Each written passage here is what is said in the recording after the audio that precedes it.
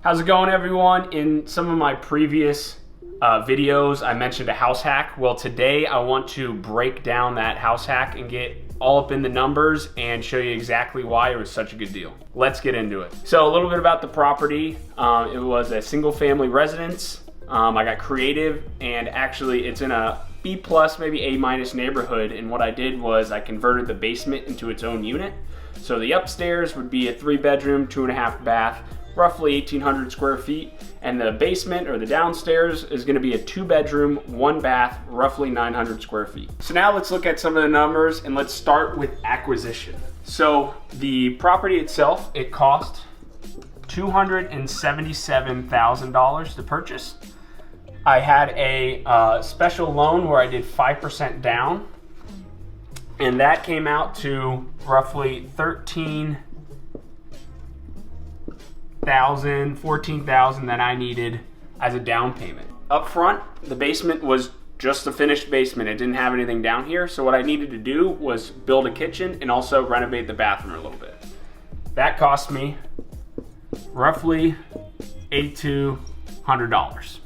All-in acquisition was roughly, or should I say exactly, $22,050. This is the acquisition side. Let's talk now about financing. So I got a conventional loan on this, and I had, my rate was roughly, there's my rate, and then I did a 30-year fixed term on that. And so my monthly payment, if you include taxes and insurance, was $1,700 and change. So that is the financing side. Next, let's talk about the income of the property. The property is a house hack, so I was and am living in one unit and renting out the other unit. So keep that in mind when we go through the income here. So the rent for that upstairs unit, this is year one when I first purchased it, $1,800. That's probably a little low for the area, but since I was living in the home, I wanted it to be a high enough price where, you know, I got good returns, but low enough where it actually encouraged someone to live here and move in here. So miscellaneous, this is important, very important for a house hack. You need to factor in the fact that you are living for free. I won't stress this enough. If you don't, your numbers are never gonna work. But what this is saying here is, instead of spending $1,000 to live downtown Indianapolis, I was in fact living at this property, quote unquote, for free. So I want to factor that in as miscellaneous income. So my total monthly, $2,800 here, and that's going to come out to annual of, $33,600. So this is the income side of things. Now let's get into the negatives, so the expense side. So the expenses were very high initially. So they were coming in roughly $300 a month, and for the repairs and maintenance, R&M, and CapEx, which is your big one-time, one-off type expenditures such as roofs, new furnace. In my case, it was actually, this was $560 a month, but in my case, it was actually a foundational leak, and I had to install air conditioning in the basement.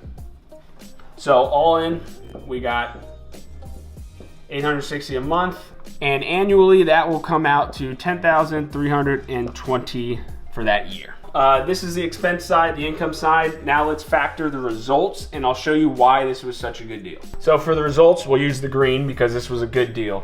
And so real quick, I want to outline what some of these terms mean. So when I'm saying cash flow, I mean the income minus your expenses. This is also called NOI, net operating income. And we're also gonna minus our debt service. And in this case, debt service was all the way over here. It was this monthly payment that we had. So that's what cash flow is. Now, cash flow for monthly came out to $239.06, and annually $2868.72. So in some change. So if we take the next equation here, which are cash on cash return, so what return did I get on this investment? This COC, cash on cash, is equal to your cash flow annual minus your acquisition costs. So what did it take to acquire this asset? And this acquisition cost, if you want to go all the way back to acquisition, this is what I'm talking about. How much did it cost up front to acquire this asset? So if you run the numbers, if you do this divided by acquisition cost, you get roughly 13% return on this investment. So not too bad. I'm getting at least $100 a door cash flow and a 13% return, which is, that checked all of my investment criteria. Now hang with me. I'm going to show you what happened when I refinanced the property this year. It gets even better. So let me just highlight everything that's different when I refinanced the property. So acquisition stayed the same. The rate went down to 3.625%. Term stayed the same. And this changed my debt service to $1,577 and some change there. This is huge. That's roughly, $130 a month I saved. And this was refinancing, $0 out of pocket. So the market changed, interest rates dropped significantly, and I paid $0 out of pocket to essentially change my rate and lower that monthly payment. So this is the financing side. Let me show you what happened with the income and the expenses as well. So the income, so this is essentially year 2. So there was a income, the rents went up, and then if you factor in me moving out, we'll say we rent out the basement unit at roughly $800, and that is going to give me a monthly income of $2,650 here, and that's $31,800 for the year. So the expenses, these expenses were very high due to some deferred maintenance and having the leak in the basement, and then also the air conditioning. So these have dropped significantly. Repairs and maintenance, I'd say just total between the two, you can say roughly $500 a month here, and that is going to be roughly $6,000 a year. So that's what happened with expenses. Let's see the outcome and the results, and this is what's going to shock you. So the monthly cash flow, this jumps if we take our formula here, income minus expenses minus debt service. So the income did go down a little bit, but the expenses and the debt service dropped significantly.